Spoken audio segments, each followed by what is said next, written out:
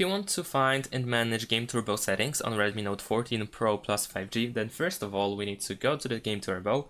So open the security app. You can find it in the home screen or in the app drawer. It is pre-installed on your device. Once you are in security, you need to either find Game Turbo in common features over here.